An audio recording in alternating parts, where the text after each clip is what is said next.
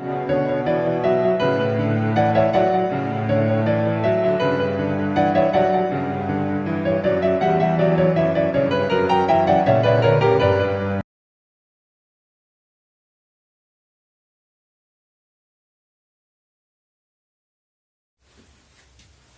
everyone, this is Sushil Maurya. Welcome to my YouTube channel Science Era Fun.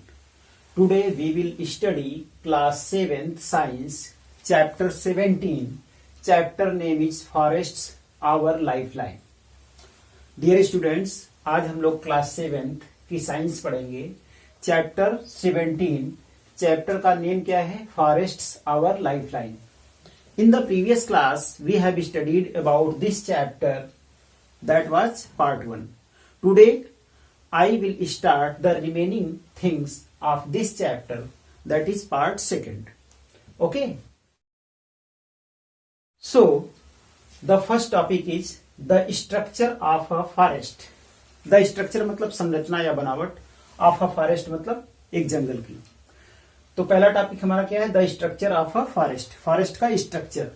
A forest consists of different horizontal layers of vegetation, trees and plants.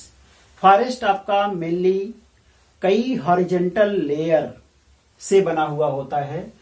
किसका layer होता है? Vegetation का. ठीक है. Vegetation means trees and plant. Forest किससे consist होता है? Different horizontal layers. किसका? हॉरिजेंटल लेयर्स वेजिटेशन का. Vegetation means trees and plants. Fine. Scientists usually divide a forest into 5 layers or 5 zones. हमारे साइंटिस्ट यानी कि वैज्ञानिक, ठीक है, इस वेजिटेशन को 5 हॉरिजॉन्टल लेयर्स में डिवाइड किए हैं. ठीक है. हमारे साइंटिस्ट फॉरेस्ट को 5 हॉरिजॉन्टल लेयर्स में डिवाइड किया है. फाइन. उस हॉरिजॉन्टल लेयर को जोन भी कहते हैं. ठीक है. आप कह लीजिए कि 5 जोन्स में भी डिवाइड किया है. ऑफ वेजिटेशन के based on the living environment. उनमें जो जीव जंतु रहते हैं, ठीक है, लिविंग इन्वायरमेंट जो होता है उसको हमारे साइंटिस्ट 5 जोन्स में डिवाइड किए हैं. First zone is canopy, second zone is understory, third zone is shrub layer, fourth zone is herb layer and fifth zone is forest floor. Fine. Now we will discuss one by one these layers. Okay. Now we will talk about the first layer of the forest, that is canopy. Canopy आपका first layer होती है forest की. Fine. Canopy होती क्या है? The uppermost branches and leaves of tall trees which act like a roof over the forest ground is called canopy. Canopy किसे कहते हैं? जो फॉरेस्ट में लॉन्ग ट्री होते हैं, बड़े बड़े पेड़ होते हैं, उनके अपर पार्ट जहां से ब्रांचेज निकली होती हैं, जिसमें लीव्स होती हैं खूब सारी, उस अपर पार्ट को, टाल ट्री के अपर पार्ट को क्या बोलते हैं? कैनोपी बोलते हैं. फाइन. तो ये फर्स्ट लेयर है फॉरेस्ट की, कैनोपी. टाल ट्री के अपर मोस्ट पार्ट को जहां से ब्रांचेज और लीव्स निकली होती हैं, ऊपरी हिस्सा, उसे हम कैनोपी बोलते हैं. ठीक है. Canopy is the highest layer of vegetation in the forest. Canopy सबसे हाईएस्ट लेयर होती है. ठीक है. टॉप से सबसे हाईएस्ट लेयर होती है फॉरेस्ट वेजिटेशन की. कैनोपी आपका टाल ट्री की कैनोपी जो होती है वो फॉरेस्ट फ्लोर के लिए या फॉरेस्ट ग्राउंड के लिए आपका रूफ की तरह काम करती है, यानी छत की तरह. Fine. Now we will talk about the second layer of the forest, that is understory. Understory is the second layer from the top of the forest vegetation. Understory, the layer of vegetation in a forest which is just below the canopy. Canopy के नीचे आपका कौन सी layer होती है? अंडरस्टोरी. Fine.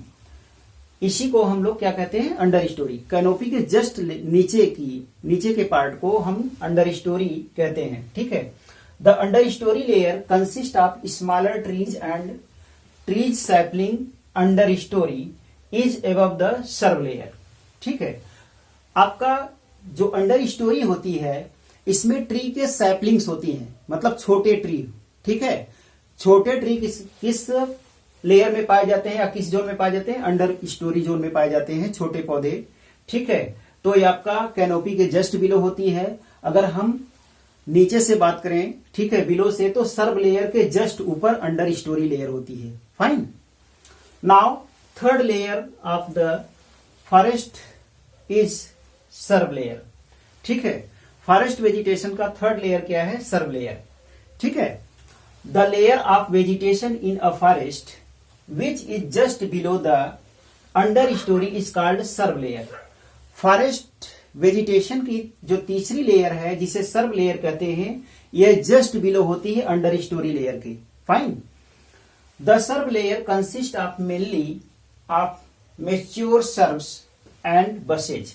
Under story में क्या होता है? मेच्योर सर्व होती है। सर्व क्या होते हैं आपको पता है, ठीक है, या बसेज झाड़ियां होती हैं इसके अंदर। The serve layer has a smaller vegetation. Shrub layer क्या होती है? छोटे इसमें पेड़ पौधे पाए जाते हैं। ठीक है, स्मॉलर वेजिटेशन होता है विच इज बिटवीन 1 मीटर और 2 मीटर्स। ठीक है, सर्व लेयर में ऐसे पौधे पाए जाते हैं, ऐसे प्लांट्स पाए जाते हैं जिनकी लेंथ कितनी होती है? 1 मीटर या 2 मीटर होती है। Fine. Now fourth layer of the forest vegetation is herb layer. ठीक है, चौथी लेयर क्या है? हर्ब लेयर है। The layer of vegetation in the forest. Forest में एक ऐसी लेयर वेजिटेशन की, फॉरेस्ट वेजिटेशन की एक ऐसी layer which is just below the serve layer, जो कि सर्व लेयर के नीचे होती है, उसे हम क्या कहते हैं? हर्ब लेयर कहते हैं। फॉरेस्ट वेजिटेशन में सर्व लेयर के नीचे जो लेयर आती है उसे हर्ब लेयर कहते हैं। The herb layer consist mainly of herbs, ferns and grasses. यह लेयर किससे बना होता है? हर्ब, आपका हर्ब से बना होता है, ठीक है, और फन से बना होता है, और ग्रासेज मतलब घासों से बना होता है। ठीक है, इसके अंदर ये पाई जाती है। The herb layer is the lowest layer of the vegetation. Herb layer आपका सबसे लोवेस्ट लेयर होती है वेजिटेशन का, फॉरेस्ट वेजिटेशन का। हैविंग लीफी प्लांट्स, इसमें पत्तेदार पौधे पाए जाते हैं। हर्ब लेयर में पत्तेदार पौधे पाए जाते हैं। Fine. The herb layer ranges from the forest floor to about 1 metre in the height. Herb layer में जो प्लांट्स होते हैं, जो वेजिटेशन होता है, उनकी लेंथ की बात करें तो 1 मीटर होती है। ठीक है, छोटे से लेकर के 1 मिलीमीटर से लेकर 1 मीटर तक के हाइट के प्लांट्स इसमें हर्ब लेयर में पाए जाते हैं। Okay dear students, now we will talk about the 5th layer of the forest vegetation, that is forest floor. Forest floor आपका 5th लेयर है फॉरेस्ट वेजिटेशन का। The ground surface of the forest is called forest floor. जो जमीनी हिस्सा होता है, ठीक है, ग्राउंड सरफेस जो होता है फॉरेस्ट का, उसे हम फॉरेस्ट फ्लोर कहते हैं। ठीक है, the forest floor is also considered a layer of vegetation in the forest structure.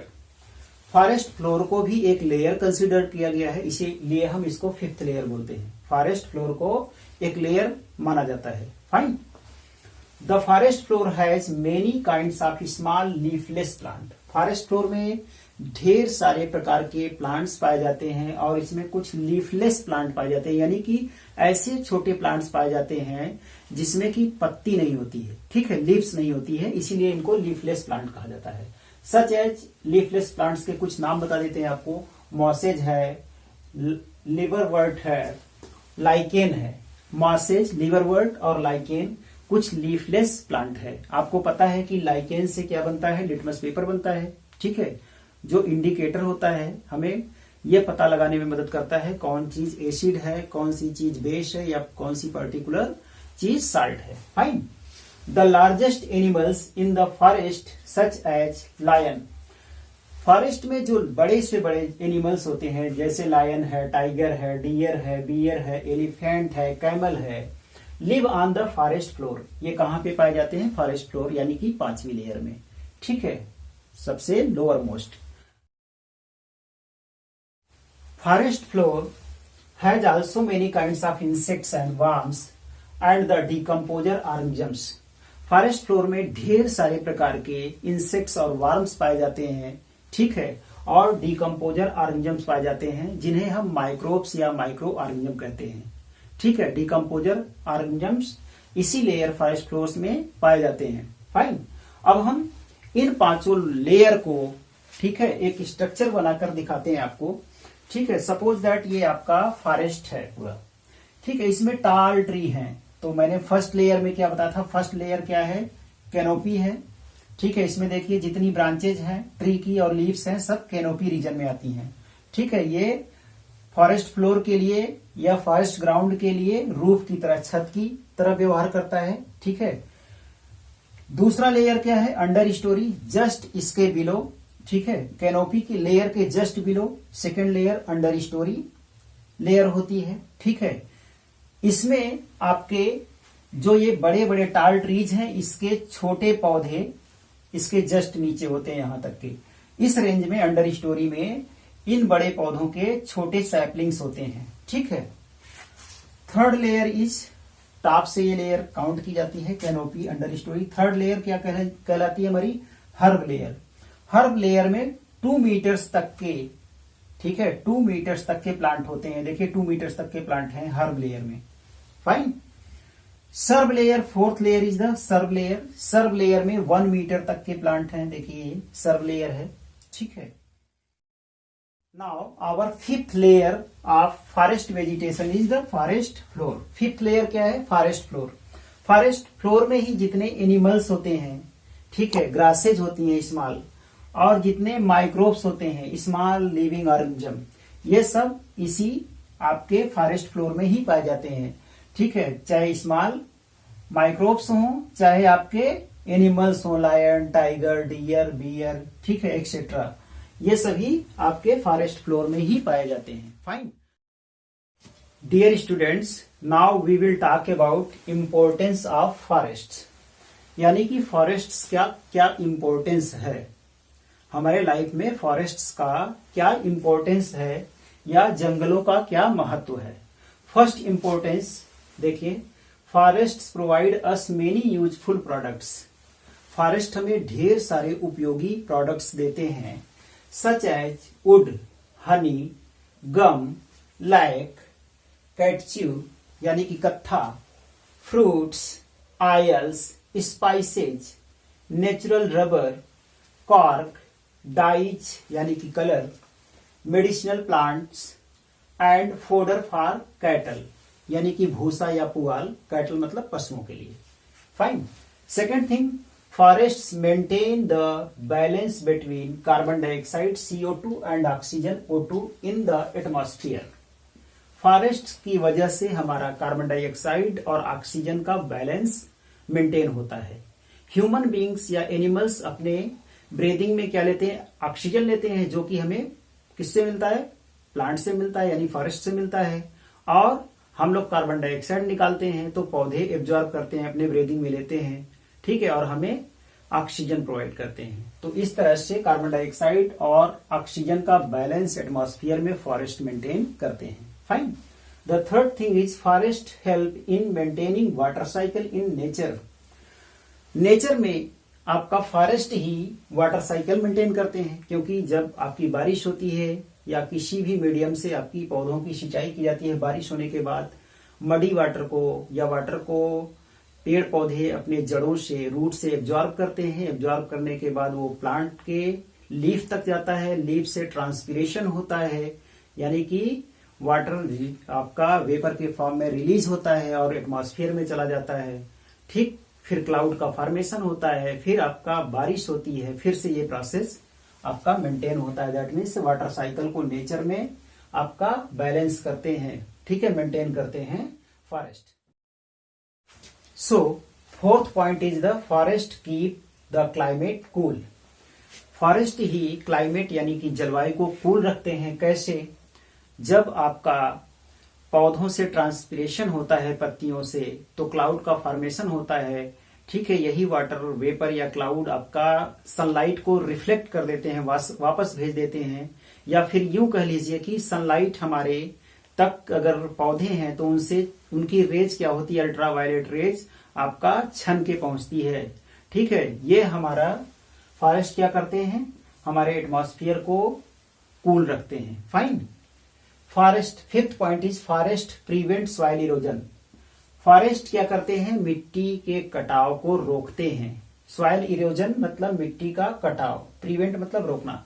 Forest क्या करते हैं, प्रिवेंट करते हैं सॉइल इरोजन, मिट्टी के कटाव से। बारिश लगातार हो गई ठीक है। पेड़ पौधों की जड़ें क्या करती हैं, मिट्टी को पकड़े रहती हैं, ठीक है। मिट्टी वहां से कटेगी नहीं, ठीक है, फॉरेस्ट के वजह से, ठीक है। सॉइल इरोजन रुकेगा, मिट्टी का कटाव नहीं होगा।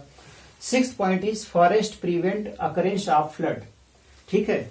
फॉरेस्ट हमारा अकरेंस ऑफ फ्लड को प्रिवेंट करता है, बाढ़ को रोकता है, क्योंकि जब बारिश होगी तो पानी पौधों के तनों से, जड़ों से रुक रुक करके आएगा, तनों से, ठीक है, हर्ब सर्ब से, तो अचानक रिवर या पॉन्ड में अचानक बाढ़ नहीं आएगी, ठीक है, तालाब में या झील में।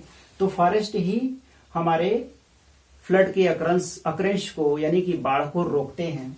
7th point is forest provide food and shelter to wild animals and birds. Forest हमारे क्या करते हैं, फूड और शेल्टर प्रोवाइड करते हैं, किसको, वाइल्ड एनिमल्स को और बर्ड्स को, जंगली जानवरों को और पक्षियों को। क्योंकि पक्षियां या जंगली जानवर आपके फॉरेस्ट में रहते हैं। पक्षियां बैठती कहाँ है, पौधों पर बैठती हैं, और जंगली जानवर कहाँ रहते हैं, इनके बीच में रहते हैं या इनके तनों पे, ब्रांचेस पर, ठीक है। तो फॉरेस्ट हमारा जंगली जानवरों के लिए, पक्षियों के लिए क्या फूड और शेल्टर दोनों प्रोवाइड करता है। फूड कैसे प्रोवाइड करता है, इसमें फ्रूट्स लगते हैं, ठीक है, तो फूड इनके लिए भी प्रोवाइड होता है। Forest provide food and shelter to forest dwelling people. Forest हमारे फूड प्रोवाइड करते हैं ऐसे लोगों को जो फॉरेस्ट में ड्वेल करते हैं यानी कि रहते हैं। फॉरेस्ट ड्वेलिंग पीपल को भी ये फूड प्रोवाइड करते हैं, जंगल में रहने वाले लोगों को लिए भी ये भोजन प्रोवाइड करते हैं। Fine. So our next topic is forests can grow and regenerate on their own. Forest अपने से ग्रो करते हैं, ठीक है, और रीजनरेट होते हैं, पुनः तैयार हो जाते हैं, ठीक है। कैसे, फॉरेस्ट में जो आपका फूल लगा, फिर फल लगा, उसको पक्षियां खाती हैं, ठीक है। खाने के बाद वो कहीं दूर जाके बीट करती हैं, तो उसके बीज वहां पर फिर से उग जाते हैं, ठीक है। या पॉलिनेशन के मेथड से आपका फॉरेस्ट अपने से रीजनरेट होते हैं। फाइन। इसको नेचुरल फॉरेस्ट को ह्यूमन बीइंग नहीं प्लांट करता है, ऑटोमेटिकली रीजनरेट होते हैं। Fine. Now we will talk about the next topic, that is deforestation. Deforestation मतलब जंगलों का कटाव। The large scale cutting down of forest trees is called deforestation. अगर हम जंगलों को एक लार्ज स्केल, बड़े पैमाने पर काटते हैं तो इसे डिफॉरेस्टेशन कहते हैं। Fine. Again I am repeating the definition of deforestation. The large scale cutting down of the forest trees is called deforestation. Fine. Now अब जंगल हम लोग काटते क्यों हैं? रीजन ऑफ डिफॉरेस्टेशन, जंगलों के कटाव का क्या रीजन या कारण होता है? First reason, to obtain firewood, ठीक है, आग जलाने के लिए, लकड़ी के लिए काटते हैं। सेकेंड, टू ऑब्टेन टिम्बर, यानी कि हाउस फर्नीचर बनाने के लिए, ठीक है, टिम्बर ऑब्टेन करने के लिए, हाउस फर्नीचर बनाने के लिए फॉरेस्ट की कटिंग करते हैं हम लोग। Third reason is making paper, ठीक है, जंगलों को काटकर लकड़ी प्राप्त करते हैं और उनसे पेपर बनाते हैं, पेपर बनाने के लिए। Fourth of cutting of the forest, that is clear land for cultivation of crop, ठीक है, फसल उगाने के लिए खाली जमीन करना है तो जमीन खाली करने के लिए आप जंगल को क्लियर करते हैं, ठीक है, एग्रीकल्चर पर्पज से। Fifth, clear land for construction of road, houses, industries and dams, ठीक है, लैंड को क्लियर करने के लिए, जमीन खाली करने के लिए, किसके लिए? कंस्ट्रक्शन के लिए। किसके कंस्ट्रक्शन के लिए? रोड के लिए, हाउस कंस्ट्रक्शन के लिए, इंडस्ट्री कंस्ट्रक्शन के लिए, डैम बनाने के लिए हम लोग फॉरेस्ट को क्लियर कहते हैं, ठीक है।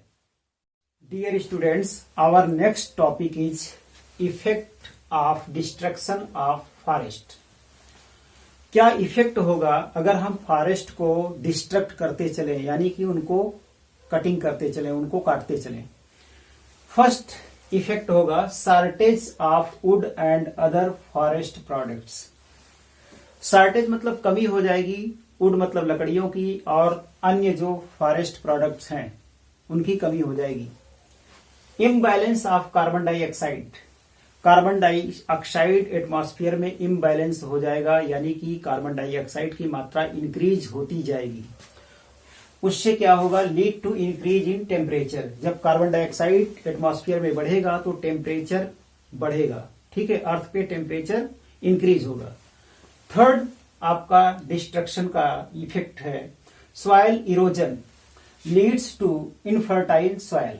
सॉइल इरोजन यानी कि मिट्टी का कटाव, जब बारिश होगी तो पेड़ नहीं रहेंगे तो क्योंकि पेड़ की जड़ें मिट्टी को पकड़े रहती हैं तो मिट्टी का क्षरण होगा यानी कि कटाव होगा बारिश से, और ह्यूमिड जिसमें ह्यूम्स होते हैं वो मिट्टी बह जाएगी, फिर इनफर्टाइल सॉइल मिलेगी हमें जिसमें जो पौधों के लिए सूटेड नहीं होती है। ठीक है।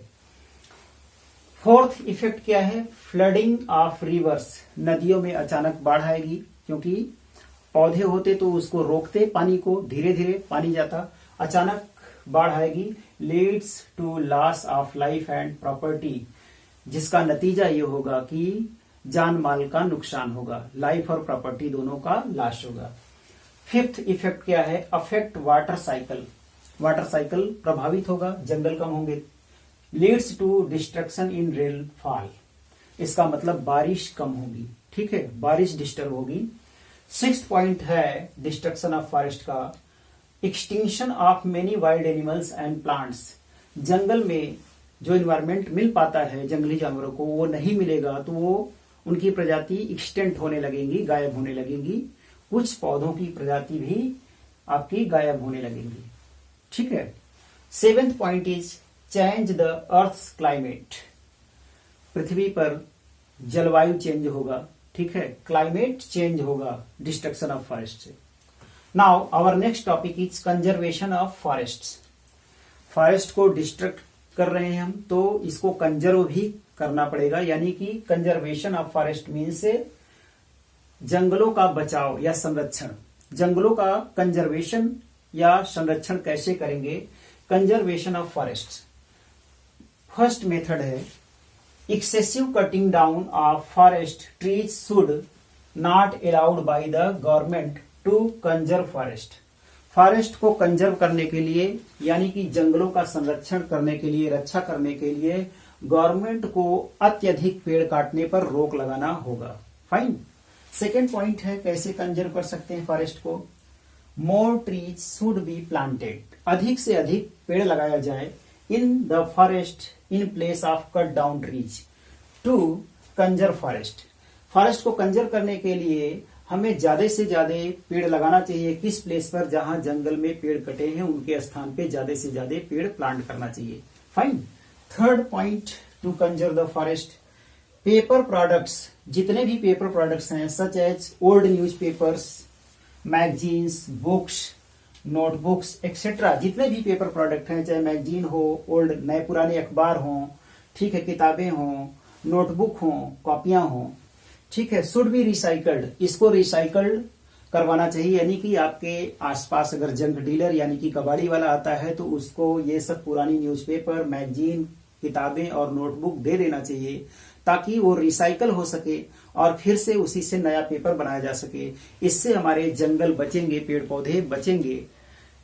तो हमें एक स्लोगन बनाना चाहिए, save trees save life. Fine. So dear students, I think you will be better understand this chapter 17, forests our lifeline। तो उम्मीद करता हूं ये चैप्टर आपको समझ में आया होगा। ठीक है, सो इसी के साथ साथ गुड बाय डियर स्टूडेंट्स।